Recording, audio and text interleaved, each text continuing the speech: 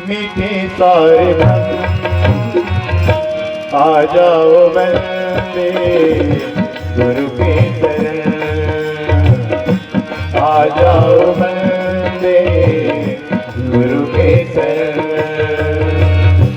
गुरु की कृपा से, गुरु की कृपा से मीठे सारे मन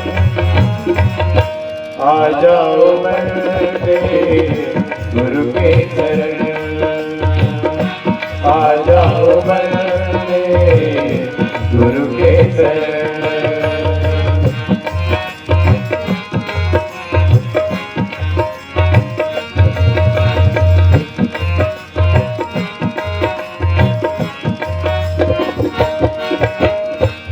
जन्म अनमोलक बिना दाम जाए, जन्म अनमोलक बिना दाम जाए। गया वक्त तेरा वापस न आए, गया वक्त तेरा वापस न आए। कर दे तू जीवन, कर दे तू जीवन उन्हें अर्पण।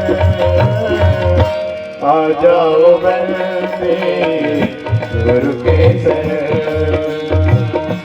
आ जाओ बंदे गुरु के शरण। गुरु की कृपा से, गुरु की कृपा से मीठे सारे मन आ जाओ बंदे गुरु के शरण, आ जाओ बंदे गुरु के शरण।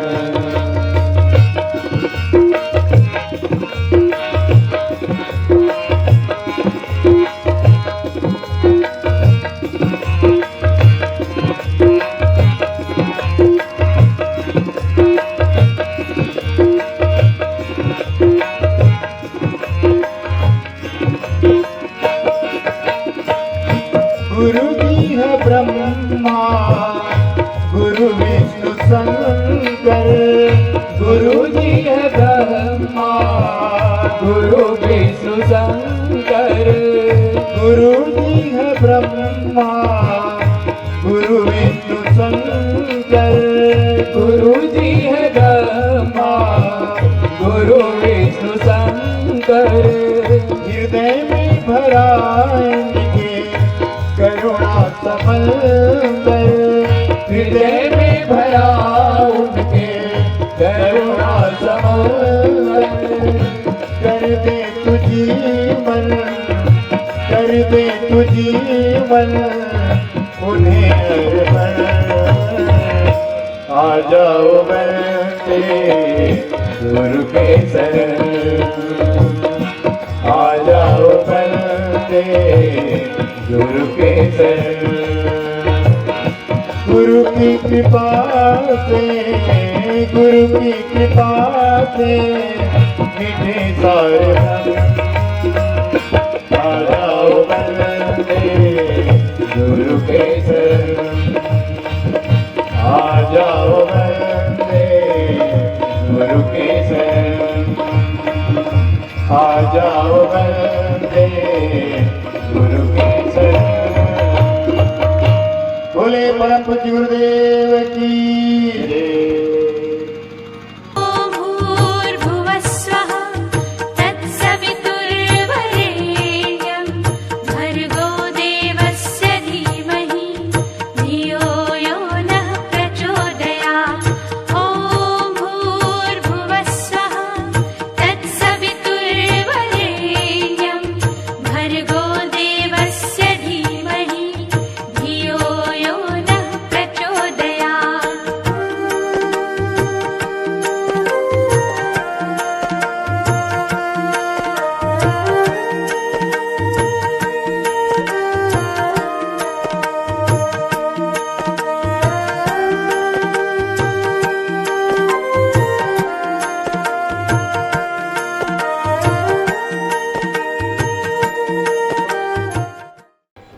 एक बार की घटना है। जब दादा गुरु ने परम पूज्य गुरुदेव को बुलाया और बुला करके हिमालय, उन्होंने कहा हम तुम्हारे घर आए आवलखेड़ा गांव में, अब तुमको हमारे घर आना। गुरुदेव ने कहा आपका घर कहाँ है? उन्होंने कहा हमारा घर है देवात्मा हिमालय नंदनवन। हिमालय में उन्होंने बुलाया, गुरुदेव गए। दादा गुरु उन्हें लेने आए, आगे आगे चलते रहे और गुरुदेव पीछे पीछे चलते रहे। दुर्गम हिमालय, हिम का ग्लेशियर, इतनी ऊंचाई कि वहां से गिरे तो व्यक्ति के शरीर के चिथड़े हो जाए, शायद न मिले शरीर का कहां समा जाए। ऐसे जंगलों से, वीरान क्षेत्रों से, छोटे छोटे सकरी गलियों से परम पूज्य गुरुदेव गुजरते हुए चले। सुनसान के सहचर नामक किताब एवं हमारी वसीयत और विरासत, दो किताबों में परम पूज्य गुरुदेव ने अपने जीवन के वृतांत और सुनसान के सहचर हिमालय की यात्रा का वर्णन कर दिया। एक बार की बात है, गुरुदेव पीछे पीछे दादा गुरु आगे आगे एक ऐसे स्थान पर पहुंचे जहां सप्त ऋषियों की मंडली बैठी हुई थी। हिमालय पर उनका पार्लियामेंट था, जहां पे वो मीटिंग करते थे, सत्संग करते थे, दुनिया की समस्याओं का समाधान खोजते थे। सप्तद्वीपा वसुंधरा, सातों द्वीप को वहीं से बैठ के कंट्रोल करते थे। जैसे देश के सांसद पार्लियामेंट में बैठकर देश के लिए नीति निर्धारण करते हैं, नाना प्रकार के विधेयक लेकर के आते हैं और बिल पास करते हैं, कानून बनाते हैं। Court, supreme court, high court सब उन्हें फॉलो करते हैं। ऐसे ही हिमालय में ऋषियों का सांसद वहां बैठी हुई है और उन्होंने भी दुनिया की समस्या का समाधान खोजने का अथक प्रयास किया। समाधान नहीं मिल पाया। जब परम पूज्य गुरुदेव पहुंचे तो कहते हैं ऋषियों के आंख में आंसू, ऋषियों के आंख में आंसू। गुरुदेव देखकर पिघल गए।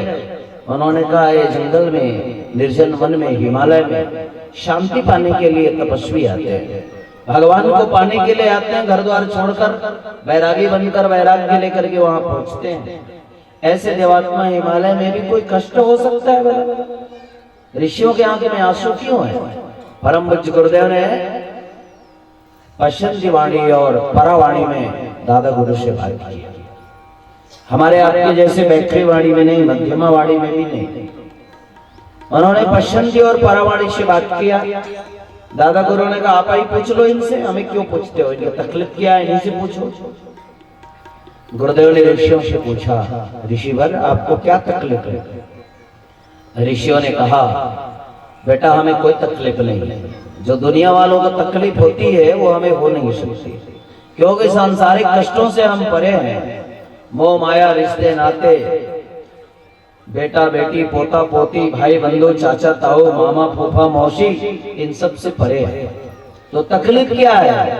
तकलीफ ये है कि जिस संस्कृति को प्राचीन काल से कहा जाता रहा सा प्रथमा संस्कृति विश्ववारा, ये हमारी देव संस्कृति विश्व की संस्कृति है, सर्वश्रेष्ठ संस्कृति और प्रथम संस्कृति, जहाँ पे वेद है, पुराण है, आर्ष ग्रंथ है, ब्राह्मण, आरण, दर्शन, स्मृति, श्रुति, पुराण, कथा, सत्संग आदि सैकड़ों ग्रंथ हैं जो मार्गदर्शन करते हैं और जीवन को अच्छा बनाते हैं, दुखों को दूर करते हैं। ऐसे देव संस्कृति के आधारशिला रखी हुई थी। आज आवश्यकता है हमारी भारतीय संस्कृति के सही स्वरूप नए सिरे से समाज के सामने खड़े किए जाने की। जैसे बिल्डिंग का जीर्णोद्धार किया जाता है और नए सिरे से उस बिल्डिंग को नए ढंग से बना दिया जाता है, ऐसे देव संस्कृति को नए ढंग से, नए स्वरूप में, अत्याधुनिक नए साँचे में गढ़े जाने की जरूरत है। उस प्राचीन कल्पना को पुनः साकार किए जाने की जरूरत है, जिसकी कल्पना हमारे आर्य ऋषियों ने की थी। ये हमारा दर्द है, ये हमारी पीड़ा है। नए पुरोहित खड़े करने पड़ेंगे, नए यज्ञाचार्य, नए कथावाचक, नए प्रवचनकर्ता और नए युग पुरोहित, नए युग गायक, नए युग गाधक वादक और नए सिरे से सृजन सिपाही तैयार करने होंगे, तब कहीं जाकर के भारतीय संस्कृति को बचाई जा सकेगी। अन्यथा ये काल के डाल में समा गई। लकीर पीट रहे हैं धर्म के नाम पे, देव संस्कृति के नाम पे। देव संस्कृति कहीं बचा नहीं, खत्म हो गया। चिन्ह पूजा के नाम पे अंधविश्वास, मूढ़ मान्यताएं, रूढ़िवादी मान्यताएं चल रही है। आज जरूरत है नए सिरे से इसे गढ़ने की। सभी ऋषियों की बात परम पूज्य गुरुदेव सुने और उन्होंने एक क्षण की विलंब नहीं किया, एक क्षण की भी देरी नहीं की। जैसे भगवान श्री राम ने जंगल में देखा हड्डियों का ढेर, लोगों से पूछा हड्डियों का ढेर किसके हैं? लोगों ने बताया रावण के राक्षस आते हैं और ऋषियों को मारकर खा जाते हैं, अच्छे इंसानों को मारकर खा जाते हैं, यज्ञ करने वालों को यज्ञ का विध्वंस कर जाते हैं और ये हड्डियों का ढेर लगा हुआ है। भगवान राम ने एक क्षण की विलंब नहीं की। उन्होंने कहा असुरहीन करूं मैं भूज उठाए प्रणकिन, प्रतिज्ञा कर डाली एक क्षण में और असुरों से हीन कर दिया धरती को। 1 लाख पुत्र 1.25 लाख नाती सहित रावण, जिनको अमरता का वरदान था कहते हैं, जिसके नाभि में अमृत थे और काल के काल में समा थे, ऐसे परम पूज्य गुरुदेव ने एक क्षण की भी विलंब नहीं की। ऋषियों की बात सुनी, हाथ जोड़ा और उन्होंने कहा करिष्ये वचनम तव। गुरुदेव आप आज्ञा कीजिए, मैं क्या कर सकता हूँ, मेरे लिए क्या निर्देश है? इस संस्कृति को मैं बचाऊंगा, इस संस्कृति की रक्षा हम करेंगे।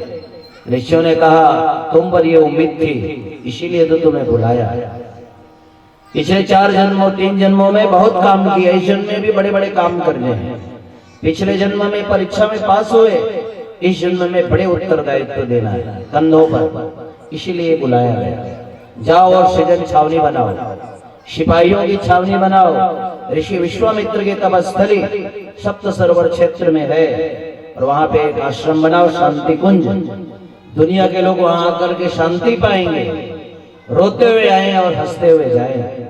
ऐसा गुरुद्वारा चाहिए, ऐसा एक सृजन छावनी चाहिए जो ट्रेनिंग सेंटर हो, जहाँ पे सृजन सिपाही गढ़े जाए, तैयार किए जाए, अस्त्र शस्त्र बर्छी ढाल गदा तलवार तीर कमान चलाना सिखाया जाए और मोर्चे पर फील्ड पर भेजा जाए, जो अज्ञान के अंधकार को जलाकर नष्ट कर दे और ज्ञान का नए आलोक, नए प्रकाश और नए दीपक जला करके आलोकित करे। ऐसे केंद्र की जरूरत है। परम पूज्य गुरुदेव ने कहा मैं जाऊंगा, आश्रम बसाऊंगा। मानो भाइयों, जो वैरागी हो जाता है, वैराग्य लेके भागता है, सन्यासी बनता है। गुरुदेव ने कभी सन्यास नहीं ली, लेकिन उनका जीवन सन्यासी था। उन्हें धकेल दिया गया जाओ संसार में समाज की सेवा करो, इससे बड़ा तप हो नहीं सकता। गुरुदेव आए, समाज में रहकर समाज की सेवा की। उन्होंने युग तीर्थ शांति कुंज बनाया, सृजन छावनी बनाई और आवाहन किया हम और आप जैसे अच्छे कार्य, श्रेष्ठ कार्य, अच्छी विचार, अच्छी सोच, अच्छी चाह रखने वाले लोगों के एक समूह बनाया, संगठन बनाया और उसे संगठित करके बुलाया और एक ऐसे काम में नियोजित किया जिस काम से युग निर्माण हो सकता है। हम सबको नए पुरोहित के रूप में खड़ा किया, यज्ञाचार्य बनाया। बने है तो क्या, भाई है तो क्या, छोटा है तो क्या, बड़ा है तो क्या, जो जिस लायक है उसको उसी ढंग से नियोजन किया। एक कुशल मैनेजमेंट उन्होंने की, सुपर मैनेजर की तरह, और जो जिस लायक है उसको उस लायक काम देके युग निर्माण के कार्यों में सुनियोजित किया। बहनों भाइयों, एक बार की बात है, एक कुआं था, उस कुआं में एक मेंढक रहता था। कुएं के मेंढक उसी में अपनी जिंदगी और गुजर बसर करता, उसी को अपना संसार मानता। एक हंस दूर से उड़ते हुए आया और कुएं के ऊपर दीवार पर उसके बारे पर बैठ गया। बैठ करके उन्होंने देखा चारों तरफ कुएं के अंदर मछली भी थी, मेंढक भी थे और भी जीव जंतु थे। उस हंस ने आवाज लगाते हुए कहा, हे मेंढक महाराज जी, चलो मैं तुमको अपनी दुनिया दिखाता हूँ। मेंढक ने कहा तुम्हारी दुनिया कैसी होती है? हंस ने कहा हमारी दुनिया बहुत बड़ी है, चलो तुमको सैर कराता हूँ। मेंढक ने कहा कि आपकी दुनिया इतनी बड़ी है? कुएं के अंदर एक त्रिज्या बनाया, वृत्त के अंदर त्रिज्या। कहा आपकी दुनिया इतनी बड़ी है क्या? हंस ने कहा दुनिया को इतनी बड़ी होती है, दुनिया बहुत बड़ी होती है। कुएं के अंदर के मेंढक ने एक व्यास बनाया, वृत्त का व्यास, यानी 1/2, कुएं का आधा भाग। उन्होंने आधा भाग बनाया और कहा इससे बड़ी तो नहीं हो सकती आपकी दुनिया। हंस ने कहा अरे मेंढक, तुमको कौन समझाए, दुनिया बहुत बड़ी होती है। मेंढक ने कुएं के अंदर एक वृत्त बना दिया, कुएं के किनारे किनारे, दीवार के किनारे पूरा का पूरा वृत्त बनाया, बोला का इससे बड़ी दुनिया आपकी हो नहीं सकती। हंस ने कहा तुम्हारी समझ में नहीं आएगी, तुम ठहरे कुएं के मेंढक, उपमंडू, तुम्हारे विचार है, तुम्हारी सोच है, दुनिया बहुत बड़ी है, चलो तुम्हें अपनी दुनिया दिखाता हूँ। हंस उड़ते उड़ते नीचे गए और अपने चोंच से उस मेंढक को दबाया और उड़ लिया। ले जा करके दिखाया उन्हें तालाब। तालाब देख के चकरा गया, मेंढक कितना बड़ा तालाब, कभी देखा नहीं था। हंस ने कहा देखे कहाँ, चलो तुम्हें हम गंगा नदी दिखाते हैं, तुमको यमुना दिखाते हैं और सागर दिखाते हैं, बंगाल की खाड़ी, अरब सागर, सब दिखाने चले गए। जब दिखाया तो मेंढक चकरा गया और उन्होंने कहा इतनी बड़ी दुनिया होती है, हमने कभी सोचा नहीं था। बहनों भाइयों, ये कथा किसी मेंढक की नहीं और किसी बगुला की नहीं, ये कथा है हमारी औलाद की। हमारे जैसे कुपमंडू व्यक्तित्व के लोगों को जो चार दीवारी में बंद थे, अपने मामा, फूफा, मौसी, मौसा, दीदी, जीजा, भाई, बंधु, इतने में हमारी दुनिया थी। हम कहते हैं कोई बात हो जाए, फला भी कहता है, फला भी कहता है, वो भी कहता है, ये भी कहता है, सारे दुनिया के लोग कहते हैं कि तुम गलत कर रहे हो, झोला लटकाए घूमते हो। पूरी दुनिया हमको मना कर रही है और हम नहीं जाने। तो दुनिया किसको माना? अपने रिश्ते नातों को दुनिया माना। तो एक कुएं के मेंढक की तरह छोटी सी दुनिया में हम बंद थे। गुरु रूपी हंस आए हरिद्वार से उड़कर, और गुरु रूपी हंस ने अपनी ज्ञान रूपी चोंच से हम और आप जैसे मेंढकों को दबाया और कहा चल तुम्हें अपनी दुनिया दिखाता हूं। कौन सी दुनिया? वसुधैव कुटुंबकम, विश्व ही हमारा परिवार है। आत्मवत्सर्वभूतेषु, हम तुम में हैं और तुम हम में।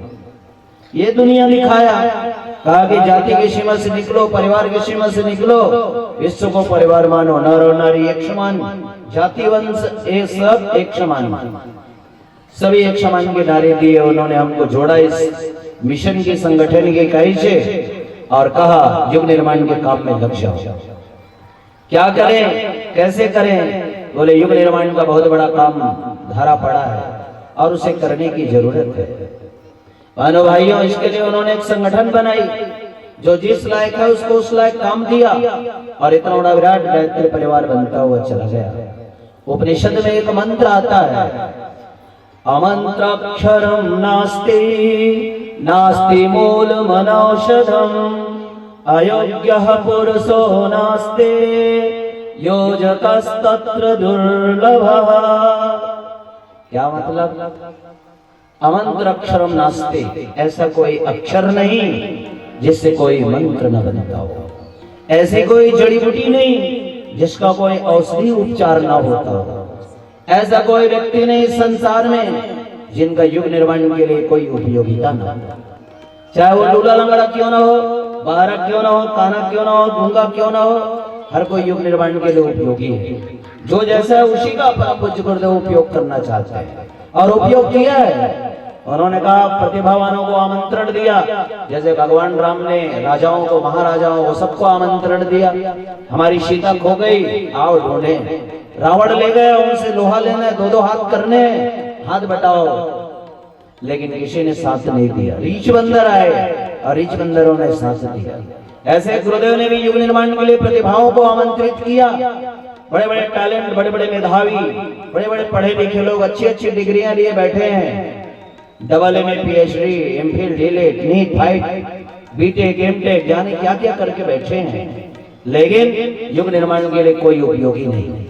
गुरुदेव ने छोटे छोटे लोगों को चयन किया, लूले लंगड़े को, बहरे को, अपाहिजों को, सब्जी बेचने वाले को, मजदूरों को, किसानों को, हमारे जैसे साधारण विद्यार्थियों, सबको उन्होंने चयन किया, युग निर्माण के लिए काम में लगाया। और उन्होंने कहा बेटा मैं तुम्हें श्रेय देना चाहता हूँ, यदि तुम ये काम नहीं करोगे तो मैं लूले लंगड़े से काम ले लूंगा, बहरों से काम ले लूंगा और सामान्य आदमी से काम ले लूंगा। और वास्तव में वो ले सकते हैं।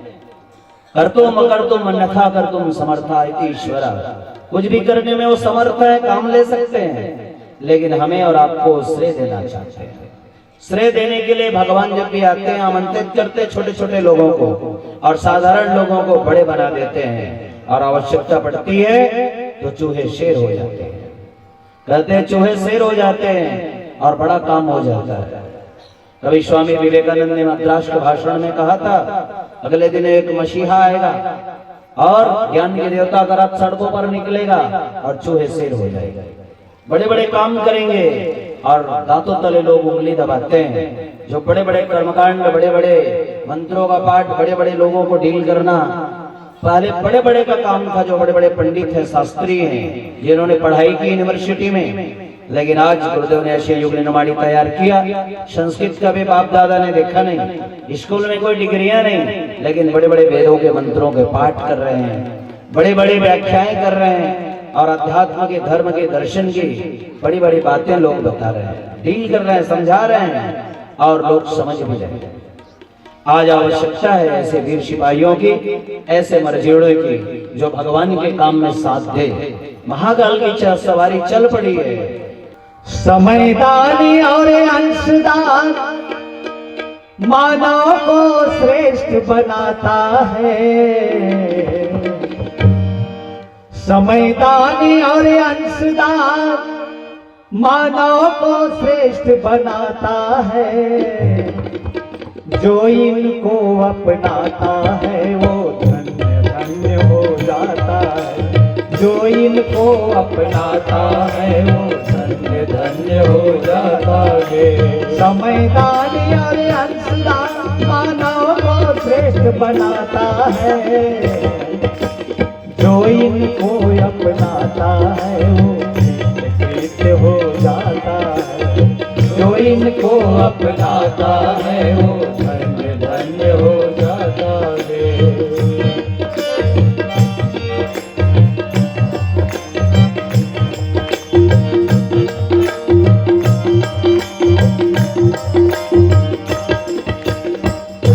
वानरों बाल बाल ने समय का दान किया था। रीछ वानरों बाल बाल ने समय का दान किया। और सुदामा ने तंदुल ने कृष्ण को जीत लिया था। और सुदामा ने तंदुल ने कृष्ण को जीत लिया था। समयदान और अंशदान सोए का भाग्य जगाता है। समयदान और अंशदान सोए का भाग्य जगाता है। जो इनको अपनाता है वो धन्य धन्य हो जाता है। जो इनको अपनाता है वो धन्य धन्य हो जाता है। जो इनको अपनाता है वो धन्य धन्य हो जाता है। जो इनको अपनाता है वो धन्य धन्य हो जाता है। जो इनको अपनाता है वो धन्य धन्य हो जाता है। गृहस्थ आश्रम में रहते हुए कैसे अपने घर को और अपने परिवार को बेहतर बनाया जा सकता है, महर्षि धौम्य ने प्रतिपादन करते हुए बताया। क्या कहा? धन्यो गृहस्थाश्रम। उस गृहस्थ आश्रम को धन्य है जिन पर शेष तीनों आश्रम अवलंबित है। कौन कौन से आश्रम? ब्रह्मचर्य आश्रम गृहस्थ आश्रम पर अवलंबित है, वानप्रस्थ आश्रम गृहस्थ आश्रम पर अवलंबित है, संन्यास आश्रम गृहस्थ आश्रम पर अवलंबित है। इसलिए गृहस्थ आश्रम ही सभी आश्रमों का सिरमौर है। इसलिए कहा धन्यो गृहस्थ आश्रम।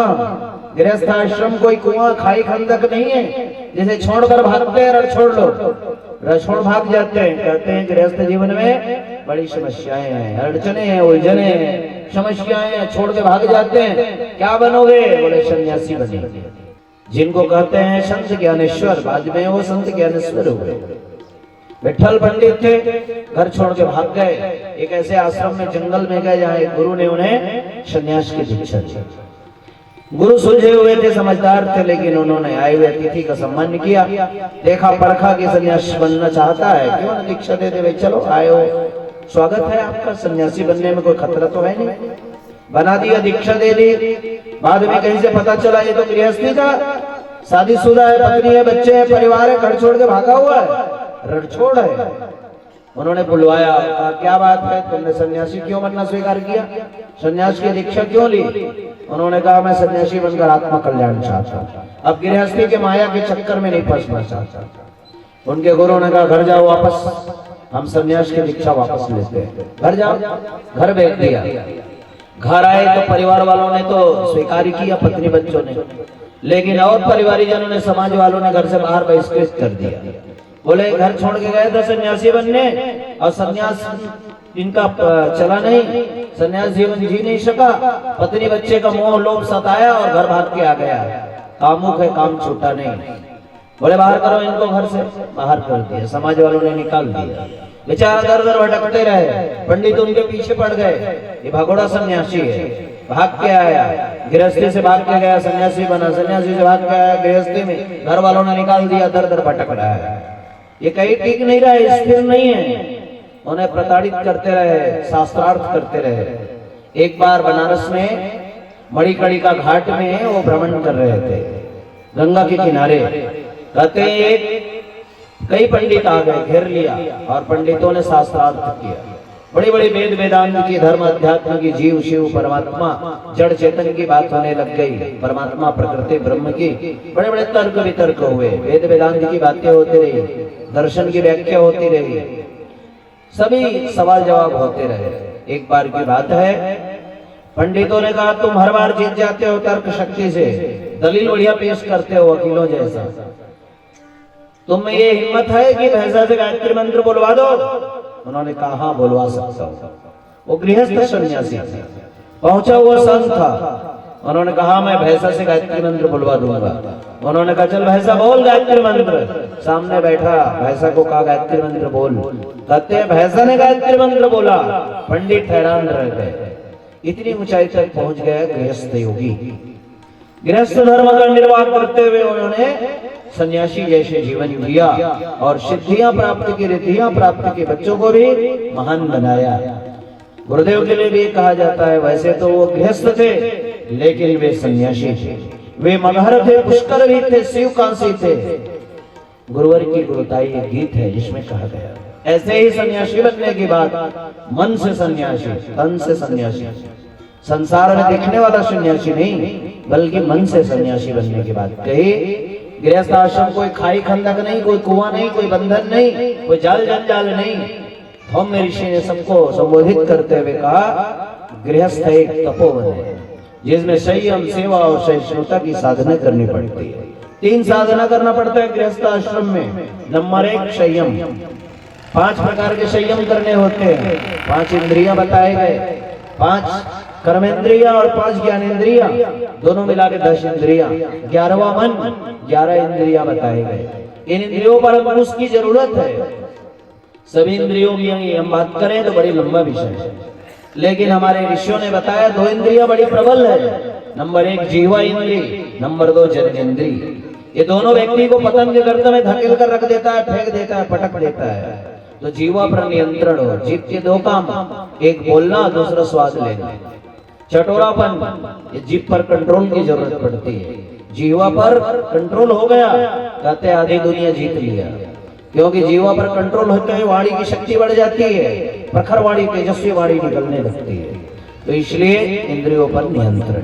छोटी सी 25 ग्राम की जीभ पूरा का पूरा 80 किलो 70 किलो का आदमी को उठा के पटक देता है। हलवाई की दुकान में, ठेले में, पान वाले के पास रहता है, चल जलेबी खा, रसगुल्ला खा, समोसा खा और चाट पकौड़े खा। और माताओं बहनों का तो क्या कहना, पानी पूरी का बात आए जीभ में पानी आ जाएगा।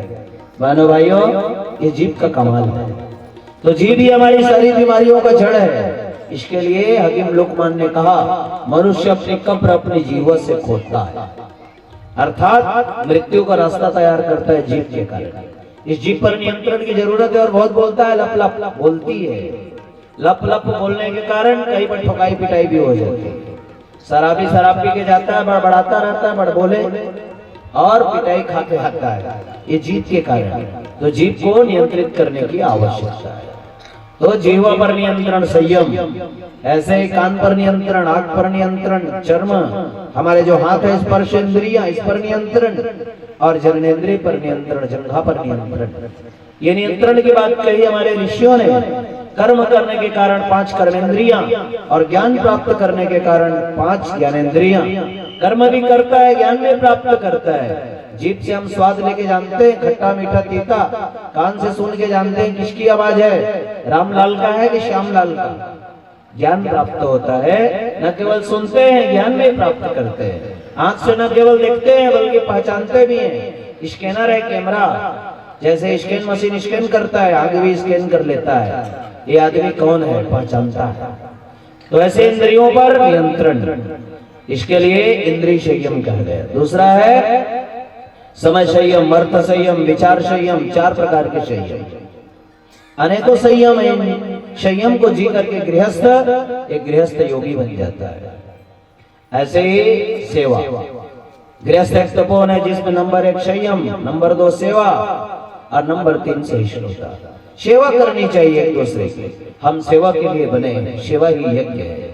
कहा जाता है भगवान श्री कृष्ण ने राजसूय यज्ञ में जूठा पत्तल उठाया। आप सरदारों के पास चले जाइए, कोई जूता साफ कर रहा है, कोई जूठा थाली धो रहा है, पंजाबियों में बड़ी सेवा करते हैं, सेवा को यज्ञ मानते हैं। सेवा हमेशा व्यक्ति को बड़ा बनाता है। गुरु अर्जुन देव जी महाराज हुए सिख धर्म के बर्तन मांजने वाले। बाद में ये प्रश्न उठा कि गुरु किसको बनाया जाए, गुरु की गद्दी किसको मिले। बड़े बड़े लाइन लगाए थे, वक्ता, कथावाचक, प्रवचन करता, सबको पीछे कर दिया गुरु ने उनके, और कहा अर्जुन देव को दशम गुरु, कौन से नंबर का गुरु बनाया। गुरु बन गए वहां के सबसे बड़े। तो वैसे ही जो छोटा होता है वो बड़ा बनता है। हम जितना छोटा बनेंगे, जितना शालीन बनेंगे, जितना सेवक बनेंगे, दुनिया की नजर में आप छोटे दिखते भर हैं, लेकिन ऊपर वाले जो कुर्सी में बैठाता है और कुर्सी से हटाता है, वो उनकी नजर में हम बड़े बन जाएं तो फिर महान बनते हुए चले जाते हैं। क्योंकि ऊपर वाला के हाथ में है किसको उठा दे और किसको गिरा दे। इसलिए जो कुर्सी में बैठा सकता है वो कुर्सी से गिरा भी सकता है। इन बातों को ध्यान में रखा जाए और दुनियावी कुर्सी से बचा जाए। सेवा एक दूसरे की हम लोग करें, पति और पत्नी एक दूसरे की सेवा करें। ऐसे ही परिवार चाहिए फिर से नवनिर्माण को, ऐसे ही परिवार चाहिए फिर से नवनिर्माण को। जहाँ देव परिवार मिल सके धरती के इंसान को, जहाँ देव परिवार मिल सके धरती के इंसान को। राम भरत का स्नेह चाहिए घर घर कलह मिटाने को, घर घर कलह मिटाने को। दशरथ जैसा त्याग चाहिए राष्ट्र धर्म अपनाने को, राष्ट्र धर्म अपनाने को। ओ परिवार जहाँ नंदन बन, ओ परिवार जहाँ नंदन बन, वह भूस्वर्ग समान है। भारत की परिवार व्यवस्था तीरथों की शान, भारत की परिवार व्यवस्था तीरथों की शान। इतने रक्त दिए हैं कैसे इससे देश महान है। भारत की परिवार व्यवस्था तीरथों की शान है। भारत की परिवार व्यवस्था तीरथों की शान है। तीरथों